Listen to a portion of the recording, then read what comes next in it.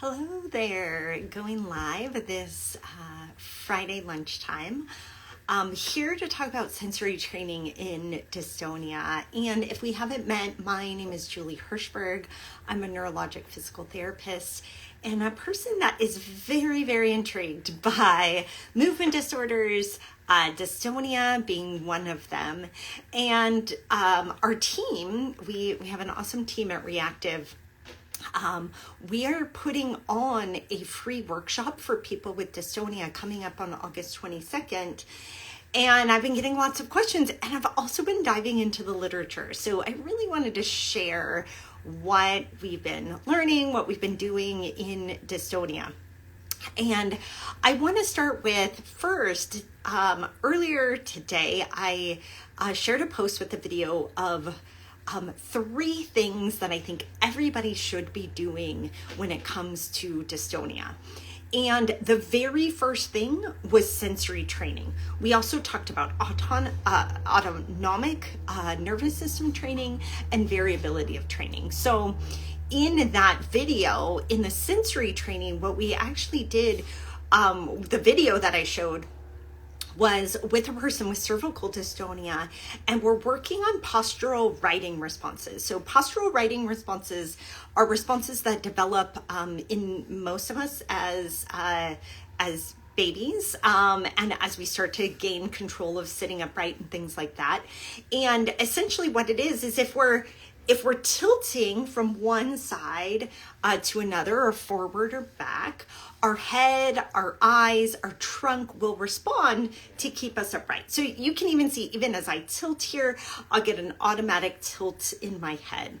And when it comes to dystonia, when we may have an asymmetry in, particularly in cervical dystonia, asymmetry of muscle activity in the neck, we can use postural writing responses to elicit some automatic movement, some tilting, for example, in the neck. So that is using the sensory system, because we have the inner ear, the otoliths and semicircular canals. We also use the proprioception from our body to drive motor responses. So that's one way we can do sensory training. But I want to talk about it a little more broadly, and particularly share a couple of articles. Now, these are not new articles. And in fact, most of the research when it comes to dystonia came out quite a while ago. So these articles are from the early 2000s, and honestly, not a lot has been studied since then, and that's kind of curious to me, but I think a big part of it is that dystonia is not very common. This type of research is not well funded. So I'm going to share a couple of things here, and I'm going to start. I think it's this one. Let me grab this. Yes. So this is from way back in 2003. So this is 20 years ago. Effective behavioral treatment of focal hand dystonia musicians alters somatosensory cortical organization. So what I find so intriguing about this study, it's very, very small, and it's in musicians' dystonia. But what I find so intriguing about this is that they looked at the organization of the somatosensory system in the brain following treatment and saw changes. What is also so great is that Ralph Nudo, one of the just leading researchers in terms of neuroplasticity, did a really nice response to this study. And I got to show you one of the images that he shared. In fact, let me do that now. So this is what we are looking to do when it comes to dystonia. So here is what he's showing are the digits in the hands, from 1, 2, 3, 4, and 5. This is, and then he shows this little like black piece of the cortex. This is the somatosensory cortex. Our body, our digits, each digit of the hand has a different area where it is mapped in the brain. the sensation of that part is mapped. And what you can see is kind of a normal distribution. And isn't this very interesting? Digit 2, large distribution. That makes sense. It's a highly used digit. So hit normal, then he has dystonic, and then retuned. This is what it looked like after therapy. So I want to point out, what do we see is occurring in the dystonic hand representation in the sensory cortex in the brain? What we see is digit 4 has smudged into the area of digit 3 and digit 5, meaning it is kind of taken over some of those areas, and maybe even the brain is not interpreting that sensory information correctly. It's interpreting it for all of the fingers, right? And what we see very typically in focal hand dystonia, particularly in musicians, is all the fingers, for example, flexing together or curling up together, and instead of this a nice distinct movement. So if you play piano, if you play guitar, if you play any instrument, really, that is not helpful. You need distinct movements of your fingers. And so we see this smudging or smearing in digit 4 mostly, but we also see it in digit 2. So this is what they found in the study. Then they did a sensory-based intervention looking to remap this, essentially, meaning that they wanted to provide distinct sensory input into each digit again. Now, they did this in a really unique way, and actually this goes back to the other live I did this week. They actually did some splinting and retraining with the hands. Somebody had asked me about splinting in dystonia, and this was the study, so that's why I went back to it. So thank you for your great questions. So they did that, and they did some training. Let me go back to the study here. I have it in front of me as far as how much they did, because it was quite a bit. It was 8 days, and it was 1.5 to 2.5 hours per day of specific practice that really looked at changing the sensory input. So there was distinguished sensory maps in the fingers. I just love this, because look at what they found. So then they measured this, and they found that this intervention did actually start to restore some of the normal sensory mapping of the digits. Now, in order to control for this just being how this person is, they also compared sides, and it really was only in the dystonic hand that they see this smudging of the sensory cortex. So this was back in 2003. There's several studies looking at this type of thing. By the way, not only in dystonia, but other disorders.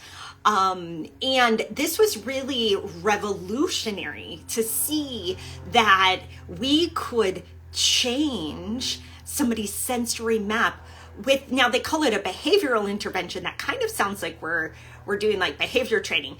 We're not. It's like a physical therapy or occupational therapy intervention, but we're talking about changing that behavior in the hand, not somebody's behavior in their relationship. So sometimes when I see the word behavior, that's kind of what I think about, and that's not what we're talking about with this study. So the other thing that they found is that this sensory map changes correlated directly with the person improving the control of their hand. So that kind of showed the potential that helping somebody with dystonia can be through sensory training. Now, we also see it's not fully restored. The people didn't fully get back to full function. So, like, I would say this is just one piece of a complicated puzzle. But if you leave sensory training out of dystonia treatment, you're missing out on this. You're missing out on changing the brain. So I think this is so important.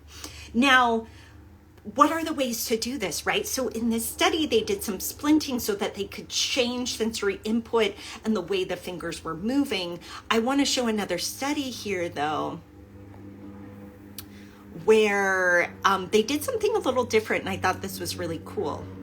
So this is from a little later. Let me pull this up. This is 2009, Journal of Neuroscience, Regaining Motor Control in Musicians' Dystonia by Restoring Sensory Motor Organization. Now, I thought this was really cool because one of the things that people ask me most is how I regain control. And even our free workshop that's coming up in a couple of weeks for people with dystonia, it's called Regaining Control. And so here it is.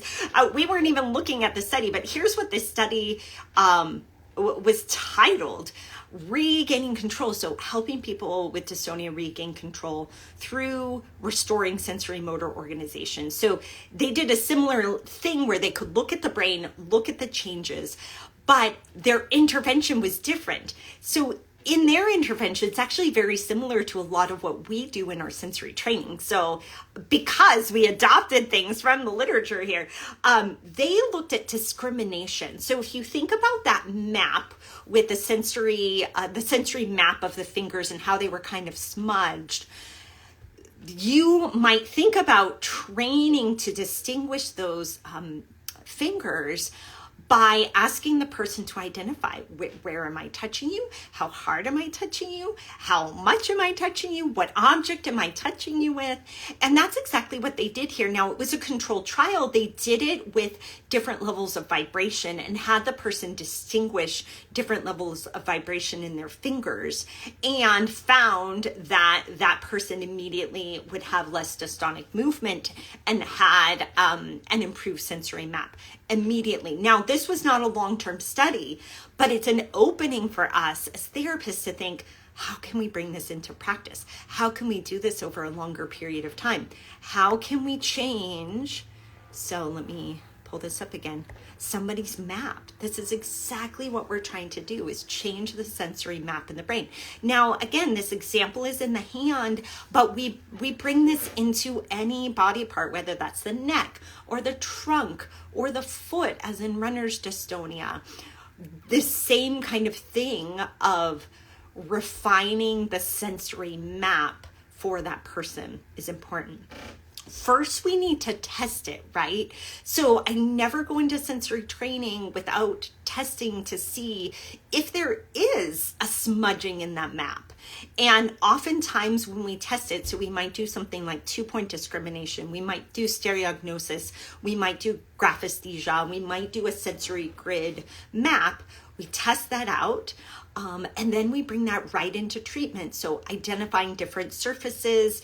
One of my favorites is using stamps, actually. So identifying the pattern of the stamp and distinguishing it from other things. It's that distinction, the sensory discrimination that has gotten smudged in the map, and that's what we need to restore so that person can have more normal movement.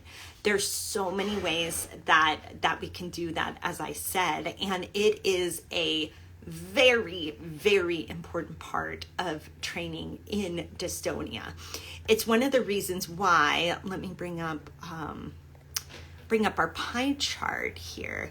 One of the reasons why we really insist on looking at the whole pie. So you can see the sensory is kind of like the like Kelly green there on the right hand side of the pie. Now there's other things here too. There's autonomic pieces, lifestyle pieces, physical limitations, motor control things, definitely. But look at how many things we have listed in the sensory treatment, whether that's sensory tricks or vibration or localization or differentiation of modalities, kinesthesia, joint position error, changing the sensory experience in general, right? So that might be for the runner, changing shoes, changing routes, those kinds of things. I really like waiting for changing the sensory experience. Changing the sensory experience from a vestibular standpoint as well. So that might be weighting, again, like a otolithic piece. It might be asymmetry of the weighting. That was actually, if you watch the video today of doing 3 things for dystonia, we actually had the person with one weight in one hand. So it was very asymmetrical, and she was doing some reaching and moving at the same time. And so that would be one way that we might do sensory training. We might use TENS as a sensory modality over a dystonic muscle as well. There's actually studies in that also. So lots of places you can start as a therapist, working with somebody with dystonia, assessing and then treating their sensory system and getting to that underlying sensory map. If you are a person with dystonia, I'll remind you that we have a free workshop that we're doing